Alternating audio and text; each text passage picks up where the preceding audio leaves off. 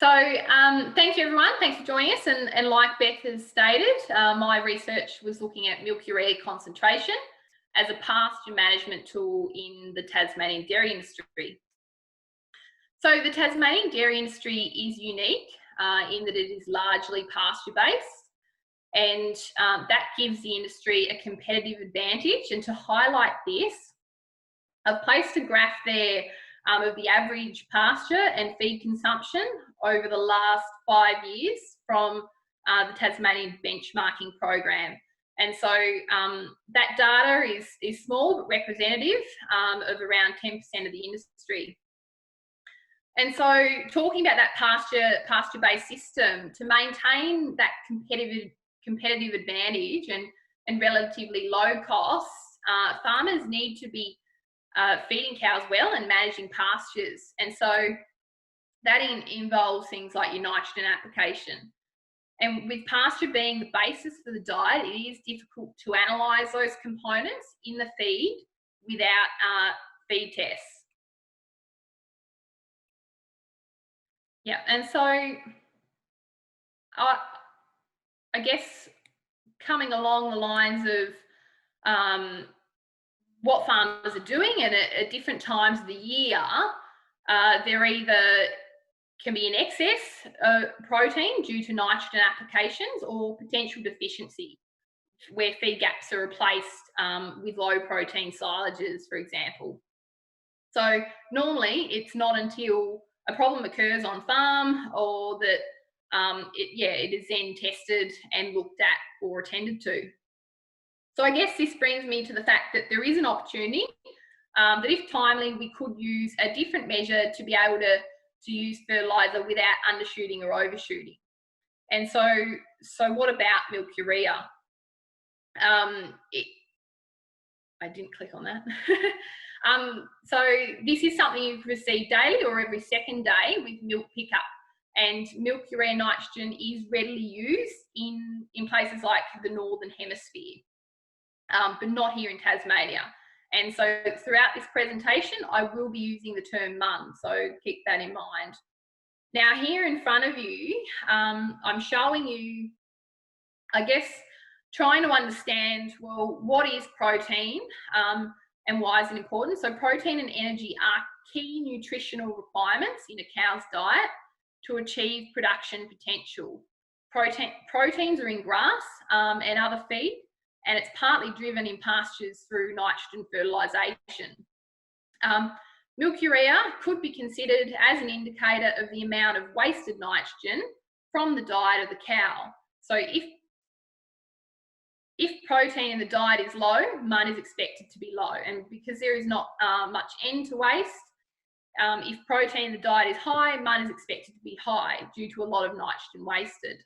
So continuing on this slide, I want to highlight that pathway in red. So crude protein comes into the cow and into the rumen as rumen degradable protein. And now that is converted to ammonia, but that ammonia can be used by microbes to produce volatile fatty acids or microbial crude protein, which is absorbed in the intestines. But with that ammonia in excess, it is passed through the blood into the liver and excreted as urine, but in addition is diffused into the milk and saliva. So that's how it gets there. Now, my hypotheses for my project, there was 4, and I set out to, I guess, find out a bit more about these. So they were: MUN will not be affected by seasonal differences, MUN will not vary between herds, and therefore MUN won't be a useful pasture management tool, and regional differences won't be significant. So that's what I set out to do in either rejecting or accepting these null hypotheses. So going forward to the methodology, while the study was desk-based, there were a lot of components, from getting the herd test data, consolidating this through the selection of farmers to be surveyed, statistical analysis, gaining human ethics, and completing the surveys and analysing these in Ruminate. So the raw herd test data, it was received by Peter Nish from TasHerd, so I'd like to thank Peter. And the above sample you can see here highlights the components reported on in a herd test. So these were your volume, your fat, your protein, your lactose, somatic cell count, MUN, freeze point depression, along with the details that identified the farm and the time of the herd test. So I received herd tests for 3 years. These were 2014, 2015 and 2016. And from these years, there were 158 farms in total with 1,204 herd tests and an average of 290 cows per herd test. To understand MUN in a bulk tank milk scenario, I needed to calculate the weighted averages. Now this was done by dividing the factor by the sum of volume.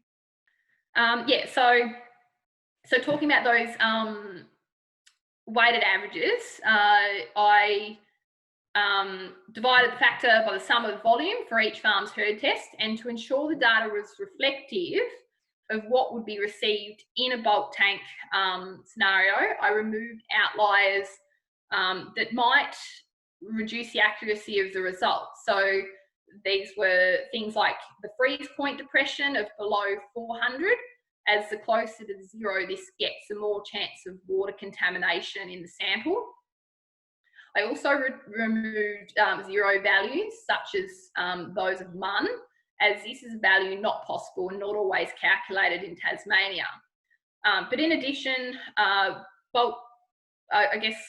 also the somatic cell count, anything above 7.5 million were removed, as that would indicate potentially clinical cases of mastitis that would not be sent away in the milk. Now going further into the methodology, Excel was used for calculating the weighted means per herd test, regional, seasonal and yearly means. And out of the herd test results, farmers were selected for a farm survey.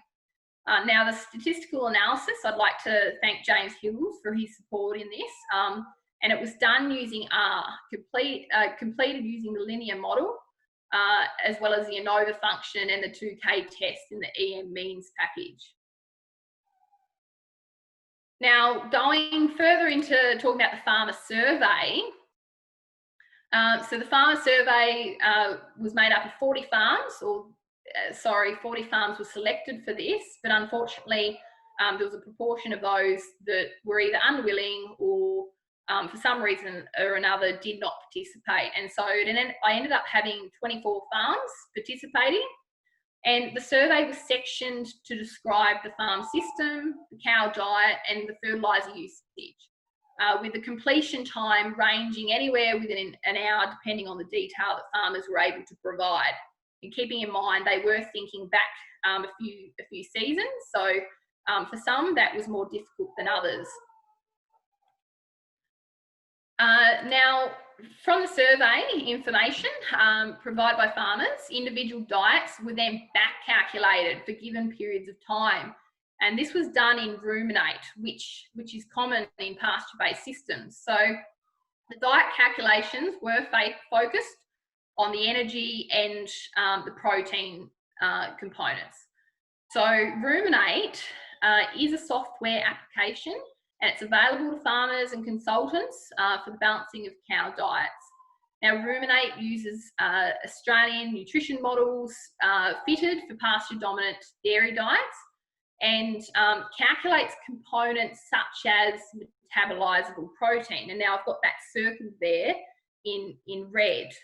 Now, if I click over, you can also see that the particular point that I looked at was excess protein. So this was provided in kind of a pop-out screen when you work your way through Ruminate. And so excess protein is the amount of protein in excess of demand that is absorbed through the rumen and therefore must be excreted. Now going on to my results. So this is the exciting part. Results of MUN levels across months showed a seasonal trend similar to that of crude protein in pastures across Tasmania, as seen in research done by Peter Ratz, which you can see there to the right of the screen. Now my graph there shows months in numbers, so you can imagine January is 1 through to December is 12.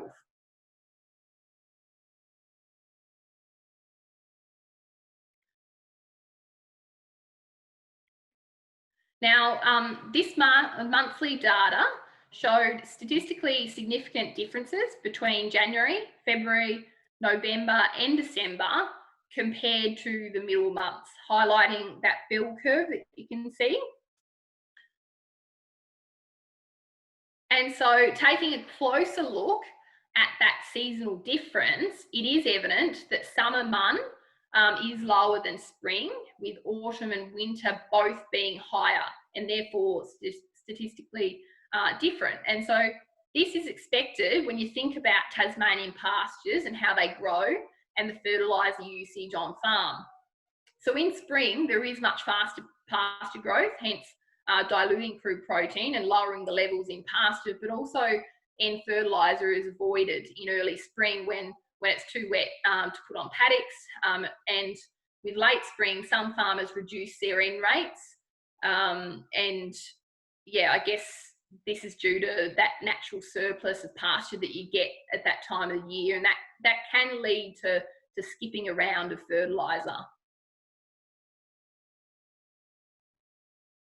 And so, thinking regionally, which relates back to one of my research questions, regionally there were differences, and in particular the difference between the far northwest and the northeast in comparison to the other two regions was statistically significant in spring, where pasture makes up most of the diet. And I guess, yeah, I didn't really have time in this project to delve into that, but I think it could be explored further. So from the Ruminate analysis and thinking about that excess protein correlated really well with MUN, so with an R-squared value of 0.8, and this gives me confidence in MUN as an indicator for excess protein in the diet.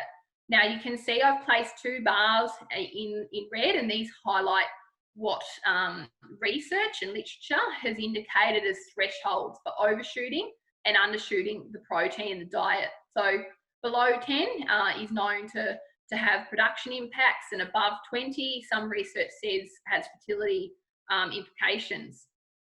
And so it is evident that, and you can see this, that a lot of farms sit outside of those bars. And in the previous graph I had earlier, I also showed that 20 threshold, and you can see that they sit above that.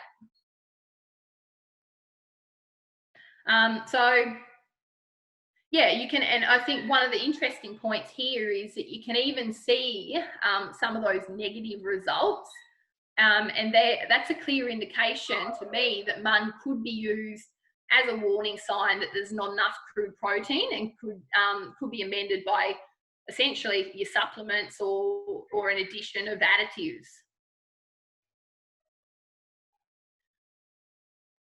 So as spoken about earlier, the nitrogen fertiliser usage impacts the protein in pastures, and the survey work looked at fertiliser usage to see how this impacted MUN levels.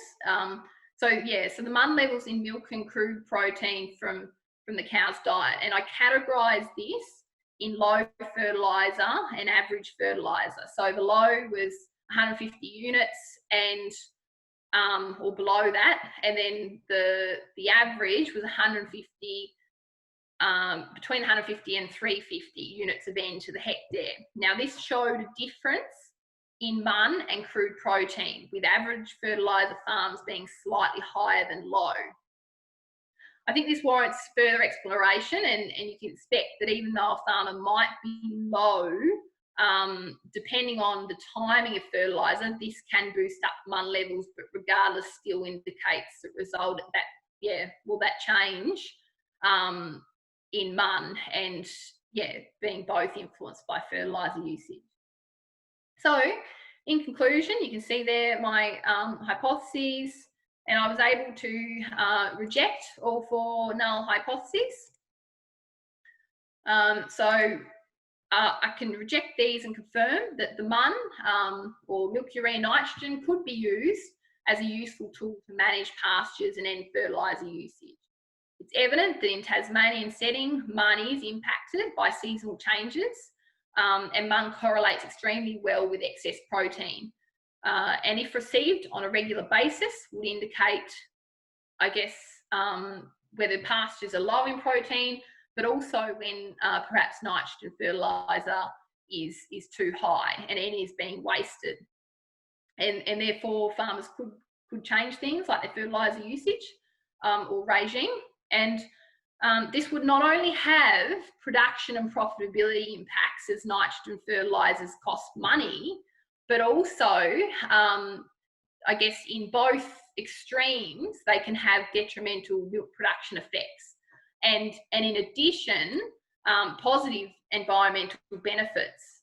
So things like, avoiding N making its way into rivers and streams and things like that. So going forward, I'd like to see some development of extension tools to facilitate the use of this in Tasmania and get on board doing this like places like the Northern Hemisphere already do. So really happy with my outcomes, and thank you everyone for the support. So I'd like to thank Peter Raats and James Hills as my supervisors, Mark Freeman also for his mentoring throughout, Peter Nish for the Tas herd data, and as well I think the most important thanks goes to the farmers who've been willing to participate in the survey. So really appreciate it. We do have a question from Simon Jones. Sam, what was the reference to freeze point depression mean? Yeah, Simon. So the freeze point depression is something that is given with your herd test, and so it relates to I guess it's a way or a means of being able to know whether the sample has been diluted in the sampling process for some reason, and in that case it's not a true and representative sample, and so that's why they were removed as outliers. So anything below, so milk's known to freeze at a certain level, so I think anything below, so I think that's around 500 or so, so anything removed was negative, which was essentially from 400 to 0, That answer the question, hopefully. I think it did. Beth, did you have a question too? I do. So, Sam, I just wondered, you said, that you want this to be extended to farmers and things like that. What plans have you got to do that? And is this applicable also to farmers not from Tasmania, so on the mainland, for example? Yeah, so definitely, Beth. I think from my perspective, working as an extension officer with TIA and in the dairy industry, I get phone calls from farmers with lots of random things, but sometimes it is calling me to say that they can smell ammonia in the dairy, or what should I be putting on fertiliser at the moment, things like that. The queries that I think having this as an indication of whether you're doing things right, or whether you need to tweak things in the system, I think it's really helpful. And so I think that could be achieved potentially. Now I've found out that this does correlate, and it does make sense. It indicates excess protein or not enough, that I could potentially put together almost like a flow chart of some description indicating farmers what decisions they should be making around the certain level. So, you know, if you have a level at 10, if you have a level at 30, what are the things you should be stepping through? So I can imagine that in some sort of flow chart. And I do believe even on the mainland, like I know some farms over there are using it, and whether that's through the milk company, but I think I haven't seen anything of the like, you know, produced as far as an extension tool to help you navigate your way around that. No, in that case, I have a question for you, Sam. You mentioned that this has already been used quite extensively in the Northern Hemisphere. Yep. Can you think of any reasons why it might not have been used here so much before? Yeah, well, I do think maybe it relates a little bit, and I kind of alluded to it in the early part of the presentation, but I guess that pasture dominant, the fact that we are very pasture dominant here, and even on the mainland, still very pasture dominant, although I guess, to different levels, and particularly here in Tassie. But I think that is what, makes it hard to think, well, you know, for the fact that you can't estimate what's going in and you don't know what the pasture quality is unless you're testing and things like that. There's a lot of unknowns. And so I think the systems are probably set up better in places like the Netherlands and that to do it. And I don't really know why we're behind in that sense, but I think it does have a little bit to do with systems. No, great answer. I think that's probably enough for this Q&A, but no, really good job, and look forward to seeing what happens next. Thanks. Thanks.